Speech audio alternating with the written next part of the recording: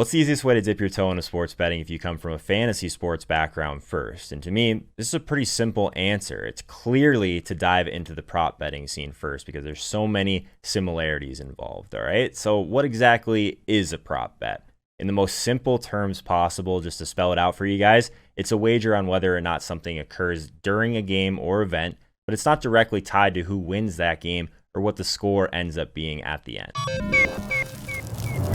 I'm Joe Holka, and when I'm thinking about prop bets, the first thing that pops in my head is actually hardly scientific at all, and that's totally okay. I think of the coin toss from the Super Bowl, actually. Not everything has to just be serious all the time. There's tons of different prop bets out there that might be a little bit different than you're picturing from a traditional sports betting landscape, but props can be a ton of fun, so let's not forget that. Sure, there's a ton of ways to get more in depth, but there also could be a significant edge here if you consider yourself an informed sports fan or even a fantasy sports player who has access to reasonable projections on a week-to-week or day-to-day basis. Let's start with some NFL prop bets. And before we do that, let's make this very clear distinction first. There are regular season prop bets that can be wagered on, such as team win totals or individual accolades like MVP, in addition to the single game props. These prop bets over the course of the season are widely known as futures bets. So if you want to learn a little bit more about what I mean by futures bets, be sure and check out this video right here. I'll also put a link in the description to all of our Betting 101 videos.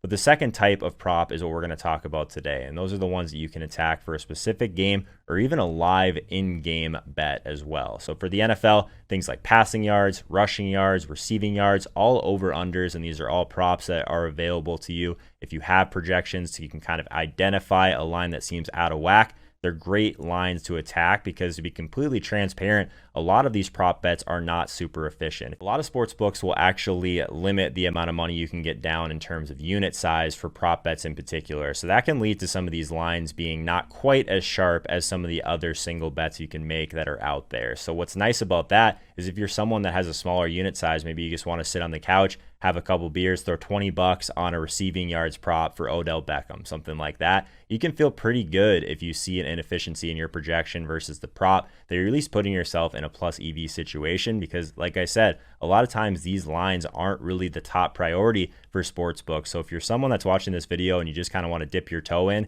props can be extremely profitable for that reason. They just don't have to worry about them as much. Now, one of the most popular NFL prop bets is actually none of the ones we were talking about before in terms of receiving yards or rushing yards, passing yards, that type of thing. It's actually the first touchdown, which is a lot of fun. Just bringing the fun back to some of these props. I think that that's got to be a key theme of this video. There's nothing like hitting long odds on a guy that you think has a chance to fall into the end zone first. So a lot of people were talking about this in the Super Bowl last year and who would be a good bet for this. Maybe just like the second or third string tight end that might get 12 snaps in a game. But if he happens to be that guy that falls in the end zone first, someone that actually has a significant red zone role, for example, you can get really long odds on guys like this. Another kind of fun prop bet to take advantage of is actually an in-game prop bet. So let's give you an example of that since I know we haven't touched on it yet. And let's talk about the Seattle Seahawks. So let's say that their defense just completely doesn't show up in the first half of a game. Maybe they trail by 17 at halftime. And what this means,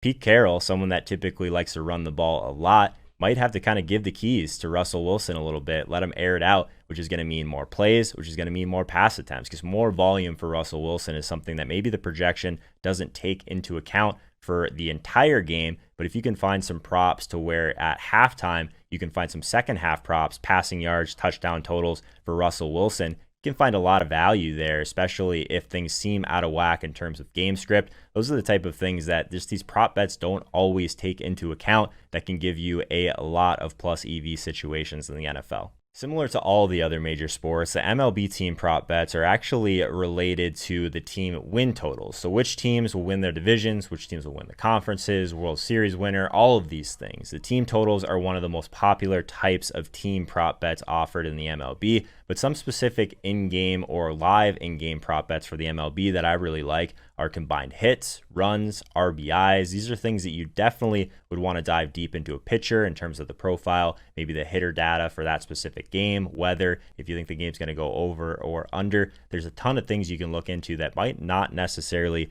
be reflected. Home run props can actually be a little bit more predictable than most people realize, because if we're looking into that pitcher's profile for some of these other types of props, you may have some confidence that he's going to give up a homer or two. So what you can do is pick some of the big name hitters from the other team and bet them to homer. Sometimes you can get some really long odds in those scenarios. And even on the other side of things, on the subject of pitchers, total strikeout props, those can also be extremely profitable if you can identify stats like whiff rates for the batting order, or maybe on the other side as well, pitcher K per 9 metrics, weather, that sort of thing. These are all things that can give you an edge in prop bets. MLB is a scenario where there is a lot of variance involved, but over the long term, if you put yourself in good situations, these are definitely beatable. We've made it to NBA props, and honestly, these are some of the most profitable prop bets that exist just due to the projectable nature of the sport. It's heavily weighted on things like minutes, usage rates of specific players. So betting props like total points, assists, rebounds can be a really nice way to diversify your betting portfolio for the night,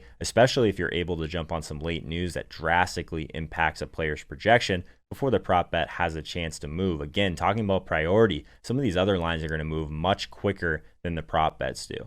NHL prop bets can be bet in all the ways you're probably picturing. Shots on goal, saves, goals, assists, but with so much variance in this game day to day, I think it also makes a great sport to take some long shots. So with the reasonably low unit size, of course, we're always talking and recommending proper bankroll management here, but things like specific players to score first or even score at all. It's been a lot of fun as Ovechkin's been on this run towards being probably the best goal scorer of all time. Will he score tonight? Will he not score tonight? If you just would have been hammering some of those odds, you might have been doing pretty well just because of how much of a long shot it is. So it's just like a first touchdown prop for the NFL. It's really hard to hit at a consistent clip, but it can really add a lot of enjoyment to watching hockey. And I know you guys know this, but we're big hockey fans here at Line Movement. The PGA, we're focused on individuals anyways, typically. So there's going to be a lot of different props that we can bet on a weekly basis here, or even on a per round basis. But some of the biggest ones that I see for golf is where the tournament finish is going to be for these golfers. So are they going to win?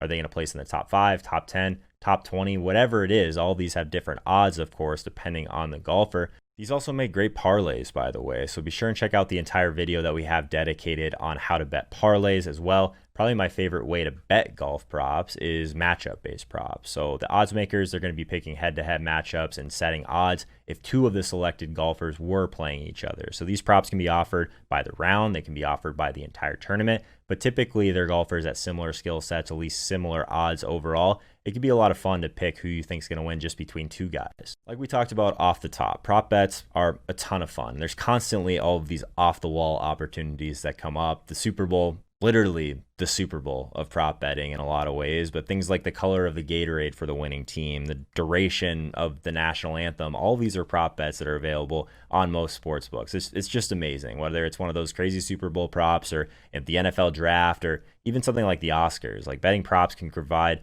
entertainment in a million different ways, and at linemovement.com we'll have prop betting coverage to help you dissect some of the best available bets in the market for some of the full season and individual games. So make sure you check in frequently for those betting recommendations, and if you enjoyed this video, be sure and smash that like button and consider subscribing to the channel if you're new. Make sure you check out these videos right here also, and don't forget to hit that notification bell so you don't miss anything else along the way.